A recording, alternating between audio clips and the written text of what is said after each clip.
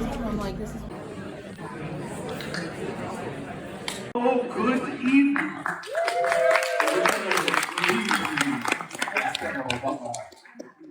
I am Brian Edward, Executive Director of this beautiful Crandall Theater, and it is my pleasure to welcome you. And I cannot tell you how thrilled I am to see this level of enthusiasm for a film that was made in 1922. Give yourselves a round of applause.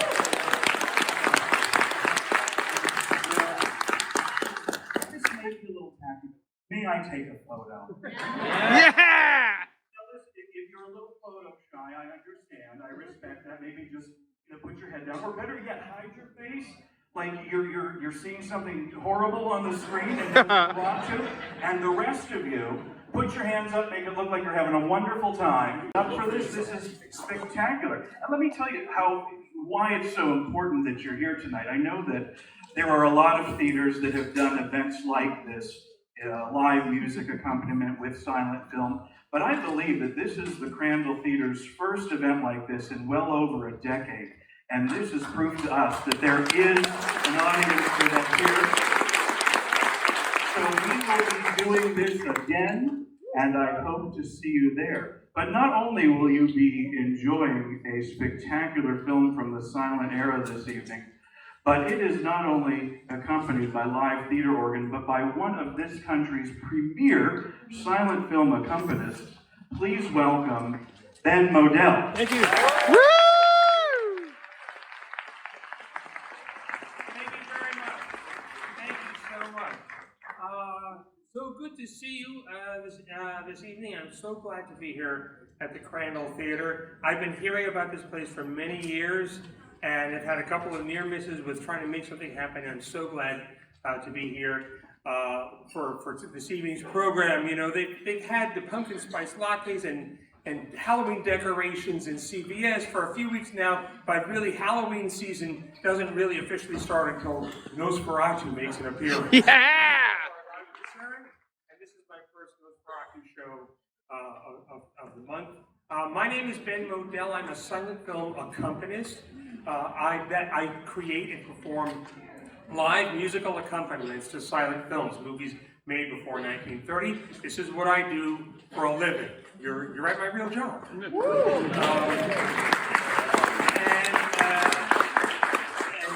bringing one of my favorite kinds of shows is bringing silent film, the silent film experience back to a theater where it actually happened. When the Crandall Theater opened on Christmas of 1926 with a film called Michael Strogoff. And 2 days later, they showed a film called The Black Pirate, with starring Douglas Fairbanks, and then something else 2 days later. It was not unusual that, you know, in those days when you had one screen in your theater, that the film would change every couple of days. And the film was shown, not only was it shown here, but I noticed that because these window bays here indicate that there were that organ pipes would not have been in this theater, which meant under here is an orchestra pit.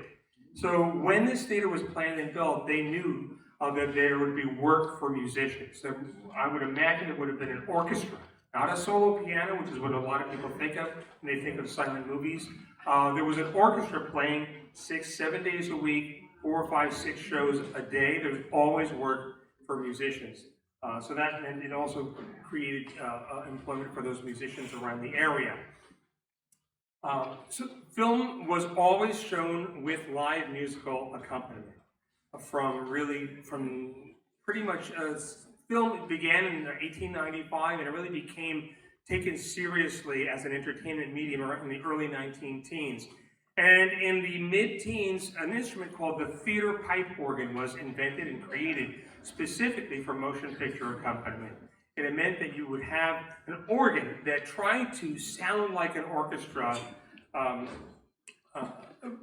where you could install one of these things in your theater, and once it was in, you only had to hire one musician to play it, but you would get a big full symphonic sound.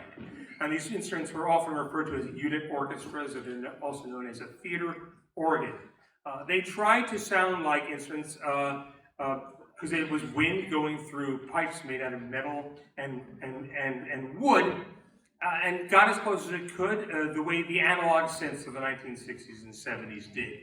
And you would have had pipes in a room over there and in a room over here, so you had stereophonic sound in a way. And what I have here today is, it looks like a very large Lego set or a Richter set, but this is the 21st century equivalent of a Wurlitzer theater pipe organ. Instead of having a giant machine blowing air downstairs and trunks full of cables going to pipes and pipes, I have a MacBook Pro that has samples of an actual Wurlitzer theater organ, and this functions, the two keyboards and the pedal keyboard function just like an instrument would. Nothing is sampled, nothing is recorded, nothing is looped. I'm playing this as like a real instrument.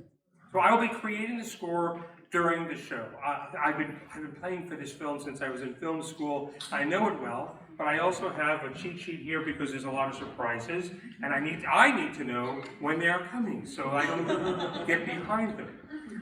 So that's part of how this works. I created some themes, and they get woven together through improvisation during the show, and that's really what makes silent film so experiential. It's something that we're all seeing together in a theater with live musical accompaniment, just as it was done here in the Crandall and toward the end of the 1920s. Nosferatu was made in How many of you have only know about Nosferatu from SpongeBob? Okay, but my daughter was like 8 years old, and I'm watching, was flickering the lights. Nosferatu, and I almost fell out of my chair. I knew the film, and who thought that the people who made SpongeBob knew what that was? Nosferatu was made in 1922 in Germany by a director named F.W. Murnau. It was the first film version of Dracula, and what you should know about this film is that they didn't get the rights from Bram Stoker's widow, and so they had to change all of the names. So Count Dracula is Count Orlok, and Jonathan Harker is Jonathan Hutter. Renfield's name is now Knock. It's the same story, but the names have been changed to protect the filmmakers. This film is a work of what is referred to as German Expressionism, a form of cinema, Weimar cinema in the 1920s, when maybe some of the more darker sides of life and life's experiences were explored in some of the films, and there was a great more use of shadow and light in the films.